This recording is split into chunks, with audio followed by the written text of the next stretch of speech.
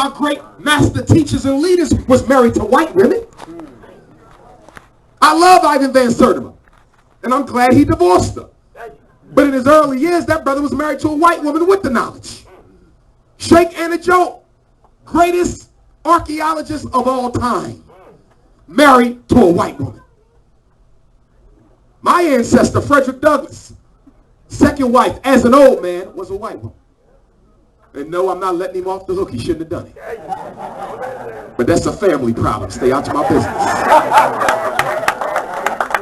So we're going to get into this military science.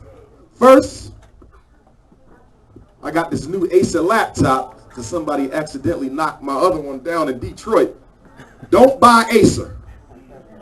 Don't buy them. They're garbage. I'm going to have to get another one. Stay away from Acer. Definitions, because we got to be clear. What is political science? It is the study of the principles of non-physical combat that are used to take control of resources, control people, and defeat enemies. It's non-physical.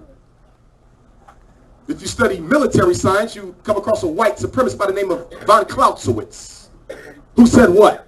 That politics was a continuation of war by other means. Do you know what that means? Every day when City Council of Dallas is in session, war is going on. Every day. Austin, state legislature, that's a war taking place every day, fighting over resources. How many black soldiers you got at the table? And of the black soldiers at that table vying for resources for dollars, how many of them are working for you? Politics is war. And you only go to war when the political process breaks down. Which means black people should already went to war. Military science is the opposite. Political science is war without guns. Military science is war with guns. And some of y'all say y'all don't do weapons. Well, at the Frederick Douglass Marcus Garvey Academy, your sons and daughters will be taught how to shoot. I went to Scotland School for Veterans Children, Chambersburg, Pennsylvania, the city where Martin Delany, the grandfather of Pan-Africanism, was raised. The city where Fred Douglass met with John Brown before the 1859 raid on Harper's Ferry, Virginia. At Scotland School, which was a military-based school, in 9th grade, they put us on a bus and drove us to Fort Bragg, North Carolina. 10-hour drive and stuck us in with white recruits, grown men, we children. And put machine guns in our arms and stuck us in a ditch and taught us how to shoot with real guns and real bullets, no blanks. And one day, we knew how to shoot. If I can learn that for white supremacy, why in the hell can't your son learn it for the defense of his mothers and sisters? If you don't deal with weapons, you ain't dealing with reality, because that's how the white man controls the world. Intimidation through military technology. Intimidation through military technology. And what's so ironic about the white man's military technology? Because a man by the name of Eli Whitney, the same one who invented the cotton gin, also revolutionized American military technology. And guess who taught him how to do it? His slave named Black Sam. You are the reason America's military is so powerful. That's why in my school, your children have to learn knowledge of self before they learn any other science. Because if they don't love themselves before they learn any other science, they will use that science, as Obama has done. They will use that science, as Clarence Thomas have done. They will use that science, as Condoleezza has done, and use it against their own community. You don't teach high science to slaves. You liberate them first, and then the science comes. Which is why my school is going to be residential.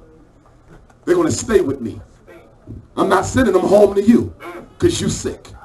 Even with your damn locks, you sick. Even with your dashikis and 50 trips to Kemet, you still sick. Somebody told you that information replaces condition. And this is what me and the scholars do not agree. You can read 1,000,000 books about ancient Kemet, you can still be a slave. Information don't replace conditioning. I take you to any prison in Texas. Some of them brothers are more knowledgeable about Nile Valley culture than all y'all put together. But when they get out, if they ain't got no opportunity, they'll go right back to jail. So it's not just knowledge of past, it's knowledge of past plus an opportunity to do something different in one's future. Everybody high on history, like a blunt. But you got nothing in the present. We got to change that. My mothers, as I told y'all yesterday, when your daughters show up to the Anna Douglas and Amy Jakes Academy for Young African Women, she cannot have a weave or a wig. She cannot have a perm or hair color. I'm not allowed a straightening comb either. She got to be snap, nappy, crackle, pop happy.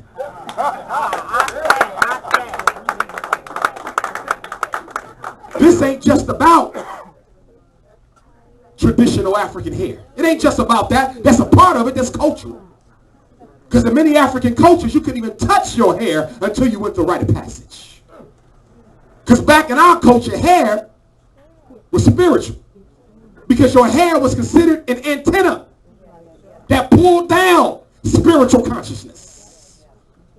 The same way the antenna on your cable box did. That was your hair. Even the whites philosophized that the nappy hair of the African has something to do with the intelligence of the African. And that's why when you comb a nappy head of hair, it pops and you see electricity.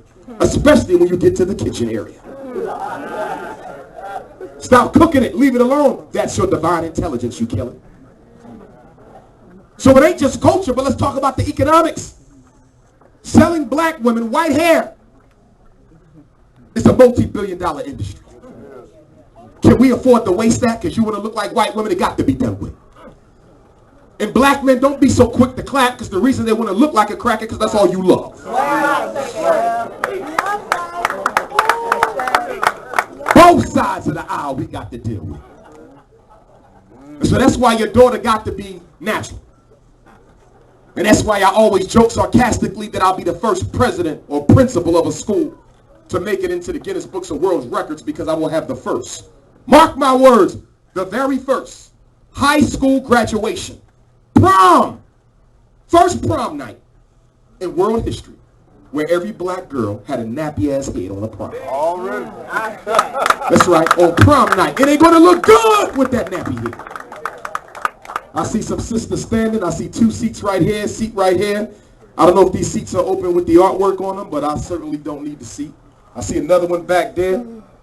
Okay? Sisters don't stand while brothers sit. That's another thing we got to do away with. Okay? Give the ladies a seat. And give the elder barbers a seat also. Okay? Ladies shouldn't have to stand. Not a problem. Strategy. What is strategy? The objectives used that one believes, if obtained, will bring victory against the opponent. Tactics. The behaviors and actions that lead to the fulfillment of strategy. All we got in the black community is ideology. That's it. You can never get to strategy and tactic because you keep fighting over what the hell you believe. How many times you been to meetings in Dallas to get something done? And it descended into a test of ego between two ideologically insane fools. Failing to realize that it's bigger than your ideology, and whether you're a Hebrew, a Nuwapian, whether you're a Garveyite or a socialist, all of our people need food. They all need shelter. They all need health care. They all need homes. So why don't we rally around what we have in common? And I love our scholars. I speak with them. I travel with them. I love them to death. They got a lot of information, but they are not likely to do the work. They consider themselves too smart to roll up their sleeves. They'll give out the orders, but you will never catch them in the struggle. I hate to say it because I know you love them. You worship the ground they walk on. You can't wait to buy their next book. People I grew up in love with, once I got to know them closely, not all of them, there's exceptions. There's exceptions. But unfortunately, my heart was broken because when I got close to some of these brothers and sisters, I said, you know what? You ain't really about the people. You're not trying to make a difference. You're just trying to make a dollar. And now that I'm on a stage with you, I can see the difference. Critical analysis must be taught in school. Now, what are the 11 rules that white people live by to control black people? These are their rules of white supremacy. This is how they conduct interaction with you on a daily basis. Rule number 1, never let black people know what you're thinking. Mislead them if you must. This is why white people lie to you. Because the essence of military science is deception. Rule number 2, Always try to figure out what black people are thinking. So you can do what? Capitalize upon their genius. And when your coworkers ask you questions you think is innocent. Did you not hear about the sister who had to sue Hollywood because some cracker stole her script to Terminator? And The Matrix, written by a black woman. She won the case, and then I heard they won the money right back. White supremacy. White liberals. Y'all love them. They in your organizations. Oh, don't mind her. She's one of us. Y'all know what the hell I'm talking about. Her mother raised me when I was a young child. So because you got a sympathetic attachment to white people for what they did for you, the whole damn South Dallas got to suffer. Keep your personal emotional attachments to white people to your damn self. Don't force them on me. That's your box.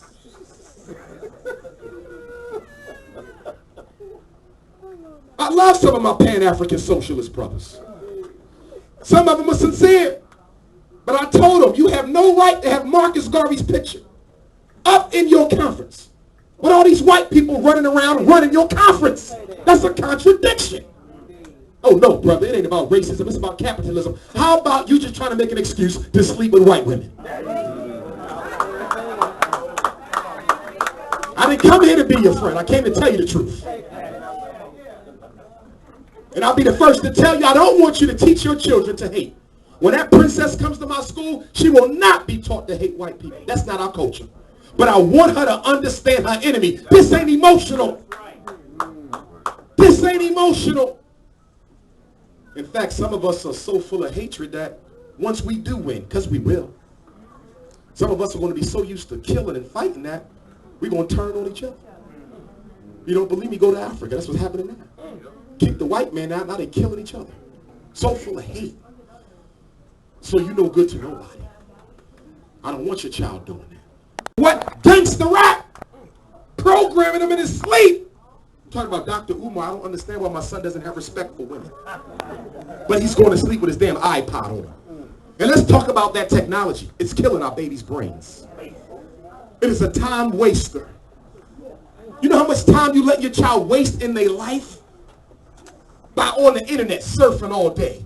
Video games playing all day. iPod, downloading music all day. Do you know that silence and solitude and meditation is the foundation of ingenuity?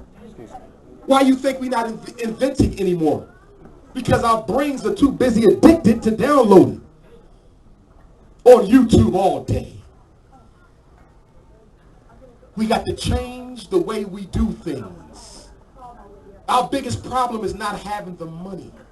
Our biggest problem is not having the commitment to using it the way it needs to be spent. Your biggest resource ain't even money. It's commitment and energy.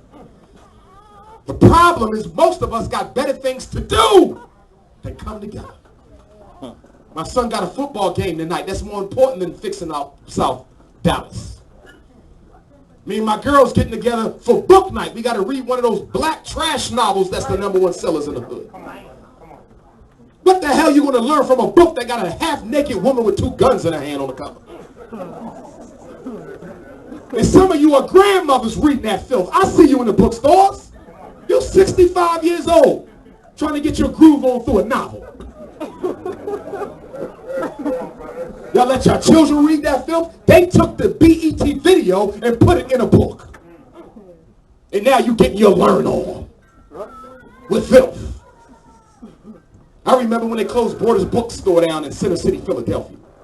I went to the manager. I said, the black books was right here soon when you walk in off the street. Why the black books on the second floor in the back? And guess what they put in the front door now? The smut books. So I said, why did you take the black literature and replace it with this garbage? He said, Dr. Johnson, you know I respect you. But I'm in business to make money. Your people don't want to read no autobiography of Malcolm X. I still got copies for sale from 10 years ago.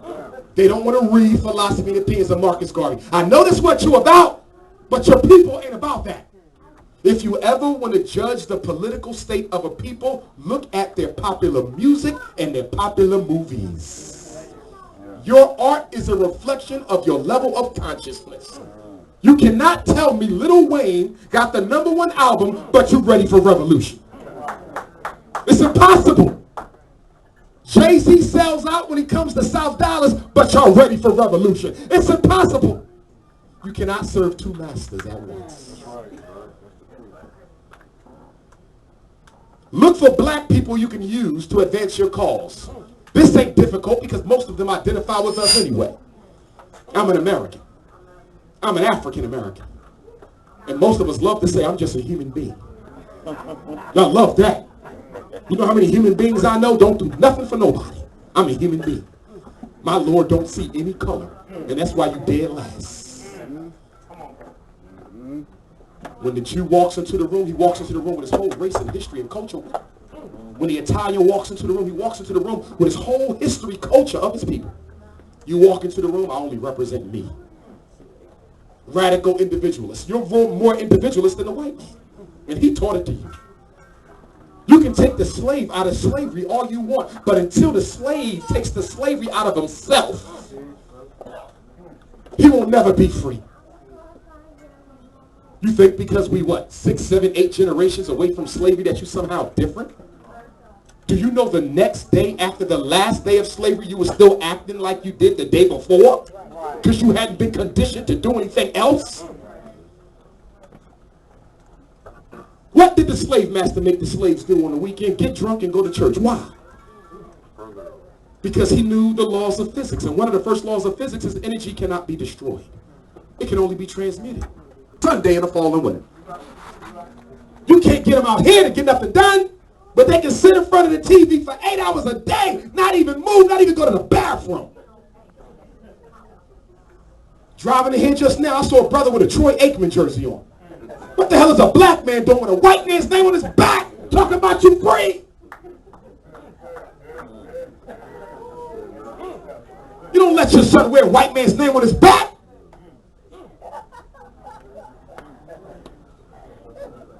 I remember a couple years ago in New York, the starting quarterback from Penn State University, I forget his name. They heard him in the locker room calling black people the N-word. I had to scold black parents then. You got your son wearing his name on their back. He don't even like you. This is what's happening. Number 5, use religion to gain their confidence. They are a religiously immature people. And whenever we endorse their guys, it opens up an opportunity for us to exploit them even more. I had to get on my African religious people in New York. Not the Christians, not the Jehovah's Witnesses. I'm not talking about the Muslims. I'm not talking about the Hebrews. I'm talking about the voodooists. I'm talking about the Dogon and the Ifa people. I'm talking about the Akan and those who study the nectars of Kemet. They initiating white people into our damn spirits or secrets. How the hell you going to be a white mistress of voodoo? Jean Child Destiny turn it over in his grave. White priest of Ifa. White priest of Okan. White priest of Neteru. You invented half the stuff they're using now, they can even know the secrets of your spirituality. That's what's going on now, because everybody colorblind. The African religion is colorblind too.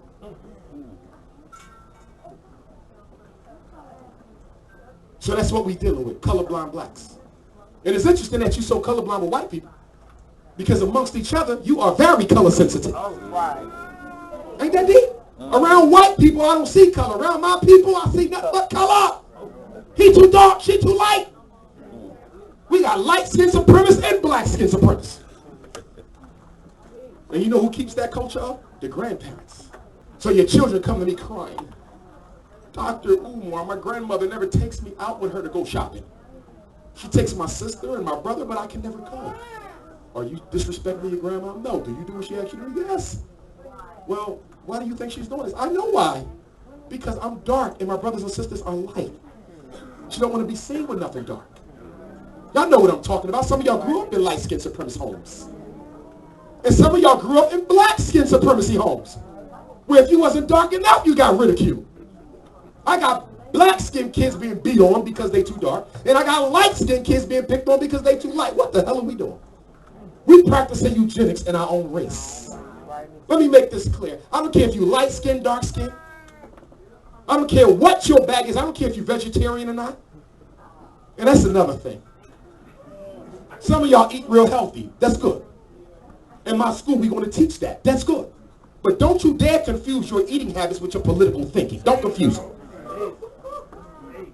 I know a lot of sellout-ass vegetarians. Y'all go banana smoothie that. I eat right, but I don't think right. I eat right, but I don't live right. I eat right, but I don't do nothing for black people. I go to your damn vegetarian restaurant, half the customers is white people. Talking about black people don't support me because they want to be in an environment where they buy themselves. And you catering to the white customers. That's right. I don't know why we lump the vegetarians in with being conscious. Be careful with that. Some of them sexually confused too. That's right. Wasn't no damn smoothie from you.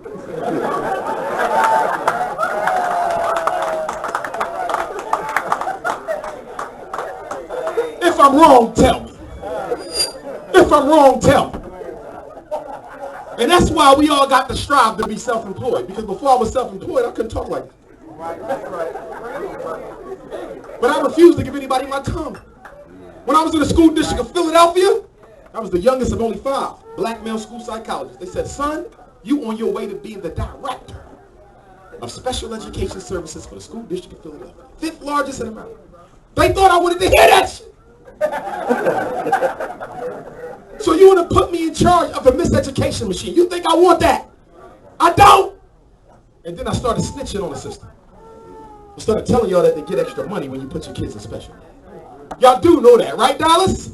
Whenever Dr. Umar diagnoses your child as learning disabled, mentally retarded, ADHD, emotionally disturbed, speech and language, deaf, blind, physically handicapped, orthopedic impairment, other health impairment, they get a double increase in the money. Special ed is an economic stimulus package for South Dallas.